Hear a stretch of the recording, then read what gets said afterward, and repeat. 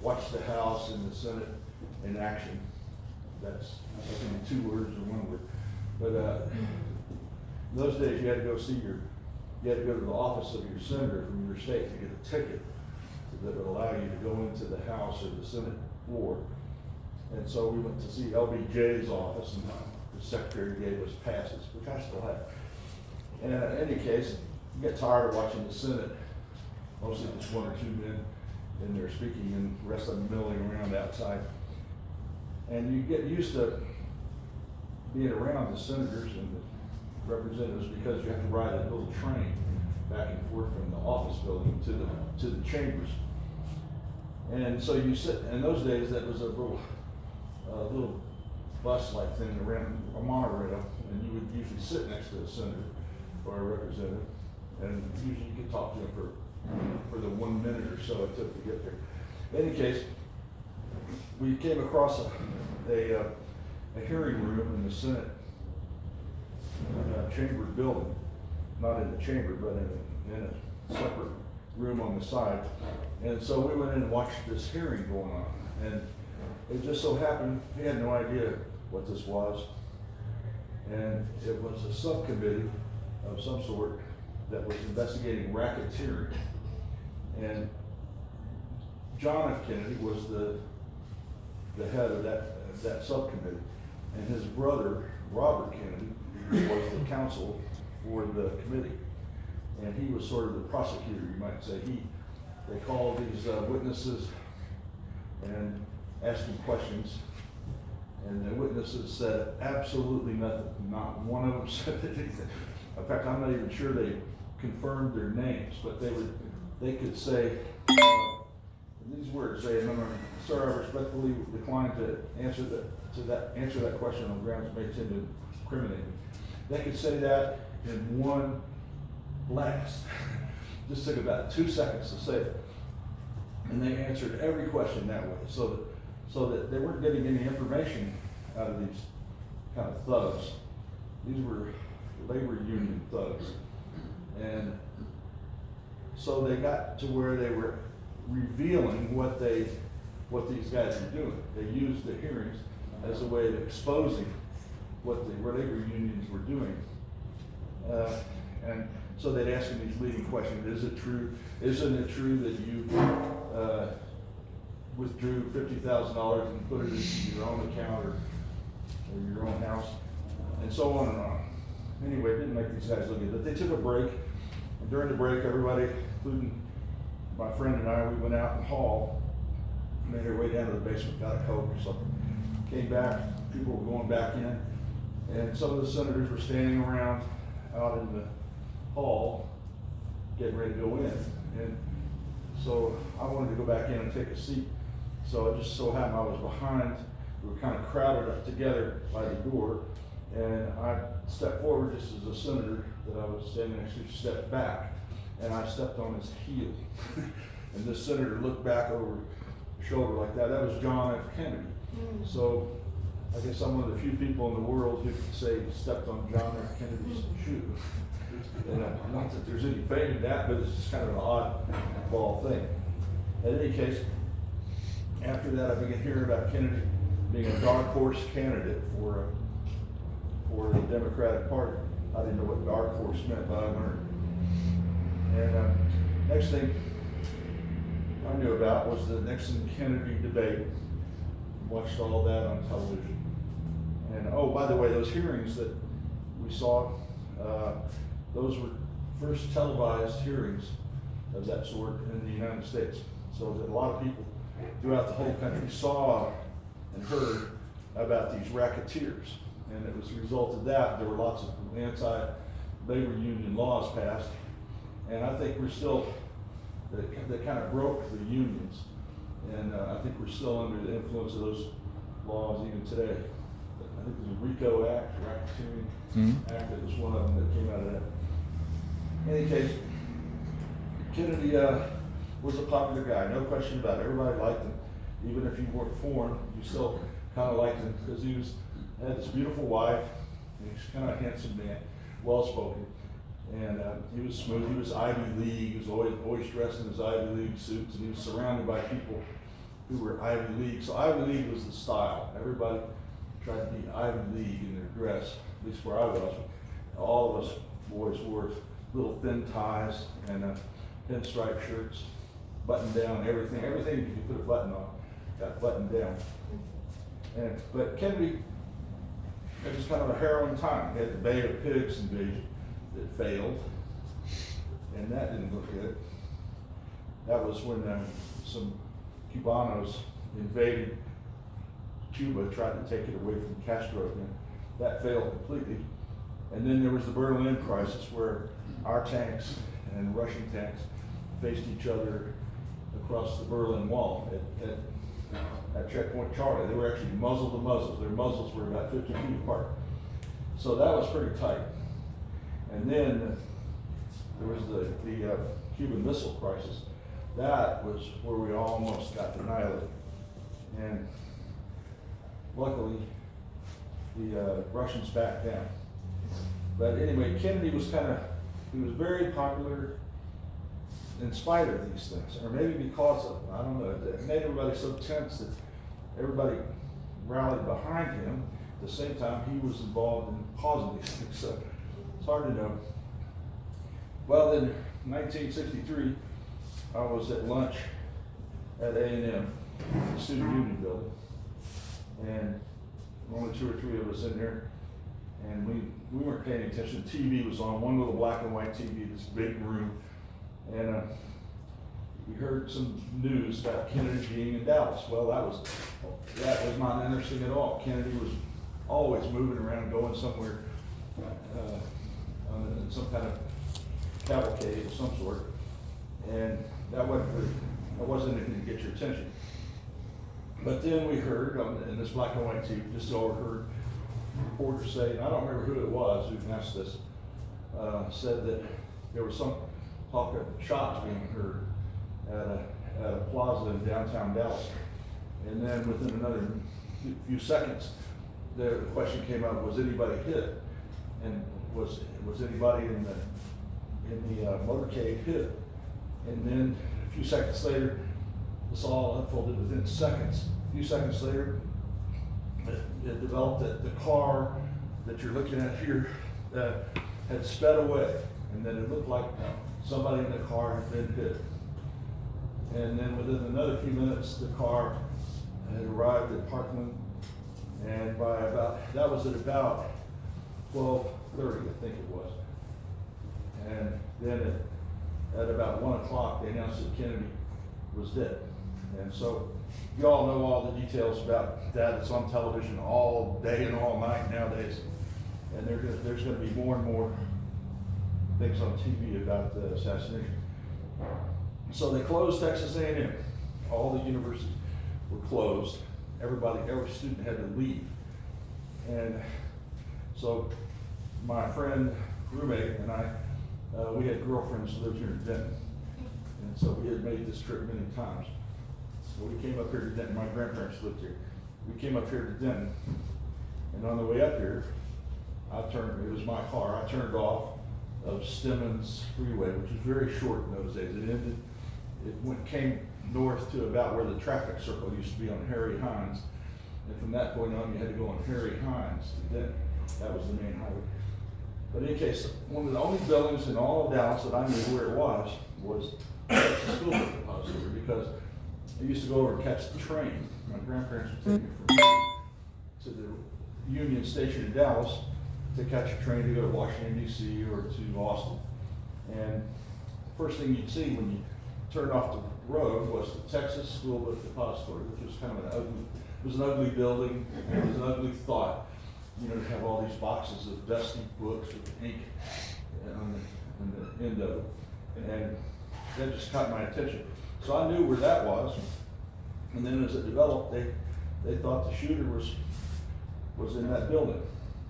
So we turned off and went down to Dealey Plaza, where I thought I was expecting to see a lot of people milling around doing something, but I was wrong. There was nobody there, just the wreaths set up on the side where the grassy knoll is, but there weren't any people, gawkers, tourists down there, except the 2 of us. And we'd already heard about the suspicions of shooters from other places and so on, so we thought we better be careful and not do anything that somebody might wonder about later. So there was a policeman standing out on the grass opposite side of, from the grassy knoll in that triangular area. And we went up to him, told him who we were just looking around. That was fine. And he said that a few minutes before, a college student from TCU, I believe it was, had been there, and he found a piece of skull about the size of a $50 out there in the grass where we were standing.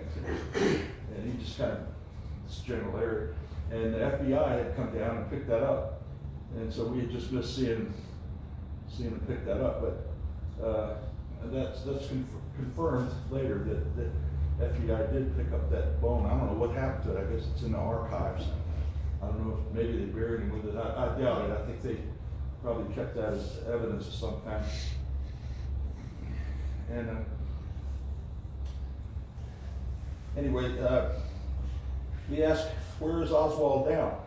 And the policeman said, well, he's up in the city jail. They're going to move him down to the county jail, which was right across the street from where we were standing. It's about a 6-story building. The top 2 floors, you can see, have bars on the windows. The rest of the building is the courtroom, is the courthouse. So we thought, well, oh, he said they were supposed to move at 10:30, and this was about 10:15 that we were there. We used to get up early in those days. So we thought, well, we'll just watch him bring him in. But there was no sign, even where my car was parked, it was right near where it looked like they would open the gate and bring him in. But there was no sign of anybody coming, no policemen milling around. So we went up to the car, was the engine compartment was sticking out from the ramp to the basement. The basement of the city hall building had a ramp, north and south ramp. And so this armored car was sticking out and blocking the entrance into the ramp on the south side. So we thought, well, that's pretty clever. They're going to put him in an armored car to take him down to this county jail. Well, we went on in the building, and there were some reporters milling around on that first floor, and we asked them, well, what's going on? Are they going to move him or not? And the reporter said, well, they were scheduled to move him right now. That's why they were there. But it looked like they were going to hold him another 24 hours to question him. So they had him in the homicide office right then questioning him. And about that time, the elevator came down and we saw several people get off the elevator, and we just got on the elevator, not knowing where we were going or anything, and went to the top floor, which turned out to be the jail, and but couldn't go in anywhere. That was just a dead-end corridor on that top floor. You could get off the elevator, but you couldn't go anywhere except get back on the elevator. There was a door that had a buzzer where you could request to go in, but we thought we better not press that. And so then we got back on the elevator and pressed the next floor down, which I believe was the second floor. And then we knew we had hit gold, because when the elevator door opened, there was a big TV camera. In those days, you didn't have these little cameras. TV camera was bigger than a refrigerator. And it was on not a tripod, it was about 6-leg operation. It had huge black cables running on the floor to this movie camera, to this television camera. But the television camera was pointed that way from our point of view, looking at the elevator. It was pointed to our left, so we thought, well, whatever it's looking at, that's what we wanted to see. So we went to the front of the camera and turned left. And we got about 10 feet when a police officer, who was about 6'8", and had stripes from his wristwatch all the way to his shoulder. He'd been around a long time. He came up and asked us what we were doing. And we just told him. And he had no problem with it. He didn't say, you can't be here. He just said, well, you need to get on the elevator and go down to the first floor and then go out.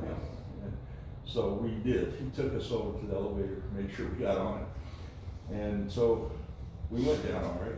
We went down to the basement. where it looked like they were gonna walk Oswald through the basement out into the armored car. Well, we walked through the basement out to the parking lot, and just as we walked through the doors from the building out into the basement, at that very instant, a police officer who was standing out there asked us if he could help us. He was friendly enough, but he said, yeah, we're trying to find a way out, hoping he'd tell us, well, you just go up there bypass the armored car. But he said, you gotta go back through, and of course we know, get on the elevator, go up 1 floor. So we did, we cut our losses, we left, and left the building right then. Well, it turns out, I'm reading about all this stuff later, that Oswald was in that, where the police officer stopped us in front of the TV camera. That was because Oswald was in there right then, in the office right there. That was the homicide office. And this Detective Fritz was in there talking with Oswald at that very moment. So we just missed opportunity to spot him, although I don't think they brought him through the main halls. They had internal hallways and elevators that they moved him around in. So we came on to Denton here and visited our girlfriends. And my girlfriend, over the next month or two, I took her over to Dallas several times, and we drove around behind the grassy knoll into the railroad yard there, where there was the 3 hobos had been found, or where they had been hanging out, and they had been arrested. If you keep up with us all, you know that they arrested 3 guys, 3 bums, they called them, and questioned them, let them go. But then about 50 years later, about 10 years ago, they found, the FBI looked all these guys up, confirmed that they had nothing to do with it. Anyway, they had been sleeping in the railroad car back behind the wooden fence. So, let's see if there's anything else interesting here.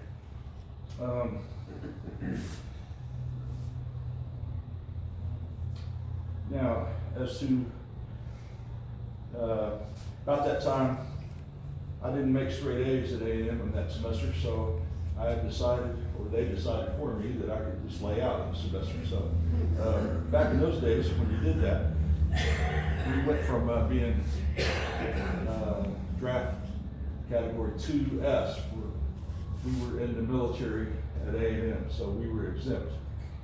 Not totally exempt, but we were not going to be drafted. But as soon as you disenrolled, you went to 1A, and that meant I was going to be drafted. I knew it for sure. And I started getting cards from the draft board telling me that I was going to be reported for a physical soon. Well, that meant you were definitely going to go in, because I knew I was going to pass the physical. And so I knew I was going to go inside. I was staying here in Denton, and I would go over to Dallas every day to see the recruiters, and they'd give me all kinds of tests. And then the rest of the day I had free in Dallas, so I went over to the Dallas County building, the jail, where the courtrooms are, and there was the trial of Jack Ruby. And the head. Tell who Jack Ruby is, in case y'all know who Jack Ruby is. Jack Ruby is the guy who shot the guy who shot Kennedy. He, they were 2 days later. The next day, let's see, the assassination was on Friday. On Saturday morning, my friend from A&M and I were at the Dealey Plaza at about 10:15 or so, and that's when they were gonna move Oswald, but they put it off for 24 hours. So we came on to Denton, and sure enough, next day about 10:30, they were gonna move Oswald from the city jail to the county jail. And so when they brought him out of the city jail, he came to the very spot where my friend and I had gone out into the parking lot. And at that point, Jack Ruby, who was kind of a hot-headed guy, not a very interesting character, you know, the strip club, or they used to call it burlesque show, right next door to the Federal Building in Fort Worth. In fact, I've been in there once or twice when I was a kid. That was big excitement to go in a burlesque show. Too much information. Well, there was nothing interesting about Ruby. He was just a hot-headed guy, kind of jerk. And he had been milling around the Dallas jail all weekend. And he was the kind of guy that buttered up the police because he was running a business that was right on the edge. See? So he liked to have the police come there. Was this club in Fort Worth or Dallas? In Dallas, right in You said downtown Fort Dallas. Carousel Club. The Carousel Club is right next to the You guys know a to lot the about federal that. building. Yeah, you know a lot, Jerry. Oh, no, Jerry and I had a church account there. Well, so at Ruby, on Sunday, on Saturday, it's on Sunday morning, when they were gonna move Oswald, I don't know if he knew about that or not, but he had been hanging around in the city hall building, buttering up the police, bringing them sandwiches and doing goofy things that only a strip club operator would do. And so on Sunday morning, he lived over in Oak Cliff. He got up and went downtown and to send a Western Union telegram to one of his entertainers who had called and said she needed some money. She lived over in Fort Worth, so in those days you'd go down to Western Union to send money. The Western Union building just happened to be right next door to the city hall, maybe half a block away on the same street. So he went down there and parked his car and went in and sent the money order, and then just on a whim he bopped down the street, and just at the very moment the police officer who was supposed to be guarding the down ramp to the basement on the north side, just as he stepped out into the street to stop some traffic, let some car come out from under the police station from the basement. At that very moment, Ruby just walking along, just turned and went down there. It took him a second. And within a few seconds more, he was seeing Oswald come through the doors into the parking lot, handcuffed to a police officer. And Ruby just pulled his gun out and he shot Oswald, right? We all saw it, everybody. You've seen it many times on TV. And that was the very spot where my friend Jimmy Janacek and I had been stopped by the policeman the day before. Well, that Oswald was, of course, captured right away. Oswald died in the same. Rudy was captured. Ruby was arrested right away. Oswald died in the hospital, same hospital that Kennedy was taken. In fact, I think he was taken to the same operating room or the one right next to him. And so you went to a trial. So there was no interest at all. The trial was so boring. They were choosing the jury. First time I went, the second time they had started some sort of preliminary talk, and it's all just kind of legal talk. It's not much interest. Picking the jury is very dreary. And Ruby just sat up in front. He had no significance to him at all. Just see him sitting there, but he never moved his head, never said anything about it, and nothing else was significant about him at all. Of course, he was sentenced to death, and he died a couple of years later in the jail of cancer. Now, another little interesting point was when Oswald did the shooting, he had a brother who lived here in Denton, and he lived off Sherman Drive.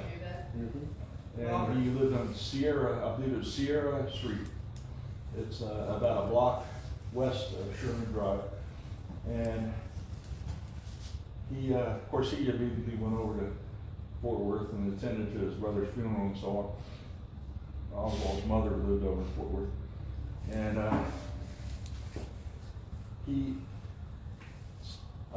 I've read some stories that Marina Oswald came here. Marina was Oswald's widow. She was a Russian woman. And she was just lost after the shooting. And she came here to Denton and lived with her brother-in-law, Robert Oswald, and with their two small children. But I've just read that in a couple places, so I'm not sure that that's really what happened. Of course, there were undercurrents, there were undertones that maybe Oswald and her were having an affair, but that's certainly not believable. That would have been that was out of range. Now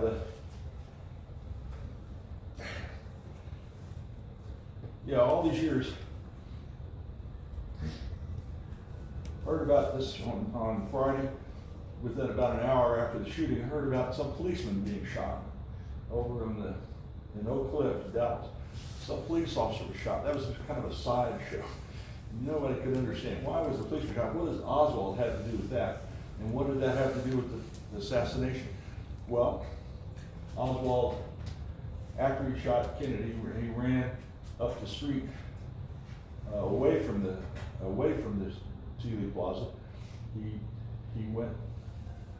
walked and jogged up the street trying to look inconspicuous, and he could see that he better get on a bus and get farther away. So he got on a bus that took him right back down to Tuoley Plaza. So he got off, or almost to Tuoley Plaza. He got off the bus, realizing that's not where he wanted to be, and he walked over to the Greyhound station, and which is still there today. And he got up. First time I did this, so I don't know how long this would take him. He got in a taxi, took him over to his room over in Oak Cliff, where he picked up his pistol. And it's interesting, he had no plan, apparently no plan for how to get away or what he was going to do. He didn't have a driver's license. He was an odd duck, had no driver's license, didn't know how to drive a vehicle. Even after he'd been in the Marines, he still hadn't learned how to drive any vehicles. And so he went in and got a pistol and went back out into the street and walked toward the Texas Theater. Now, I think that was his only plan. He had to get off the street. He couldn't stay in his room because the police were there within a few minutes or an hour or so. As soon as they realized he was missing from the school book depository, they knew they suspected that was their man. And so Oswald, his plan was kind of an impromptu plan to go hide out in the movie theater, which is reasonable, sitting there in the dark, and nobody recognized him. So he did. He headed for the theater. But now I'm not going to even mention this, but there's a certain way of leaving his apartment. It took him up Bethany Avenue that would take him more directly to the movie theater. But I think he took a back street. He didn't want to be walking down Main Avenue with a pistol in the front of his pants, so he didn't want police officers to see him. So he went down another street that moved him a little farther away from the theater on Patton Street. And when he got to Patton Street, he had to turn and go toward the theater. And when he turned, he was facing to the west, and he saw a police car coming down the street toward him. So he turned, to the rear march. He just turned and went the other way, which from the police officer's standpoint was a furtive movement. That would raise the suspicion of police officer right away, that somebody saw me coming, saw the police coming, and went the other way. So the police officer then pulled over and tried to talk to him. Oswald ran around in front of the police car and shot the policeman. We'll never know what he said through the window. We'll never know what happened there. But could be that the police officer, some speculation that they had met in one of these steak and egg places that was nearby in the middle of the night, and the police officer learned that he was working in the school book depository, in which case it would really be suspicious that now he's way out here in Oak Cliff, and he worked in the school book depository. And then the question was, what was the police officer doing there? That wasn't his beat. His beat was miles away. Not sure where it was, but it was a couple miles away. And what was he doing going down Patton Street? Well, he was kind of doing the same thing Oswald was doing, trying to stay out of sight, avoiding running into other people, because it was revealed many years later that he would had the habit of meeting a woman who was a waitress in a cafe on Jefferson Avenue, and then he would go there for lunch and chat with her. And of course, there are all kinds of rumors about other relationships with that woman, but we don't know anything about those. Anyway, the Dallas police kept all that quiet for about 30 years because they didn't want to embarrass his wife. The police officer was shot, and they didn't want to bring this out. It was kind of secret. So, Officer Tippett. so then Oswald ran up the street and went in the movie theater. You all know about all this. He ran up the street and went in the movie theater. He was out of breath, and on the way there, he stopped and went in the storefront to catch his breath. So he was standing in the storefront trying to catch his breath, breathing in and out the storefront. The store manager saw him. That was suspicious. He followed him. Now there's sirens going off everywhere because of the police are coming to where the policeman was shot. So everybody was alarmed. Oswald ran another half a block, went to the movie theater, sat down in the back. And within a few minutes, the house lights came on, and the shoe store manager was up on the stage where the screen was, and pointed out Oswald. There weren't many people in the theater. Pointed out Oswald, and they nabbed him right then and there. Took him out, hauled him downtown, and went into the homicide office. Took him in there, where the Captain Fritz, I believe was his name, was telling a couple of his officers, I want you to go out to Irving, Texas, where Marina Oswald was living. I want you to go out there and pick up this guy, Lee Oswald. Because they were separated. And so these two policemen brought him in, and they said, well, you're looking for Lee Oswald, here he is. And that was about an hour and 20 minutes after the shooting. So they had their man in custody within about an hour and a half. John, you want to see if there's any questions? Because it's after. Yeah, this is gonna run on too long. Yeah, any questions about any of this? Oh, the rifle here is a Mannlicher Carcano rifle. It's the same model as the one that Oswald used to shoot Kennedy, but he had a scope on it. Cheap rifle, $19, which would have been about $150 today. Cheap Italian-made military rifle. And I'd call it a carbine. It's real light, and it's kind of cheesy for a rifle. But anyway, that's what it did its job. And Any questions? John, Yeah, I gotta do you cut think this he off. acted alone? what's that? Do you think he acted alone? Oh yeah. If he hadn't, it would never have happened. Oswald, it just serendipity. He had tried to get a job down on Industrial Boulevard at a print shop down there. It's still there, Paget Printing Company. But Paget declined to hire him because he had worked at another printing company where they learned that he was a communist of a sort. He talked about communism, and so they didn't hire him. If he'd been hired there, he wouldn't have been at the school book depository. I don't think any of this was planned. It was just serendipitous thing. The night before he shot Kennedy, went out to Irving, where his wife was living with another woman, Ruth Payne, and he picked up his rifle and had an argument with her, and picked up his rifle, came back the next morning, had the rifle wrapped in a paper that you wrap book boxes in, and took it in the school book depository, and you know the rest. So, yeah, I think if it had been planned, it would have gone all, it would have run amok. It was just luck, really. You know, a little bit of, there was intent there to shoot Kennedy, but he had no idea that Kennedy was gonna be coming to Dallas, or that he was gonna be coming down that street, and until maybe 1 or 2 days beforehand.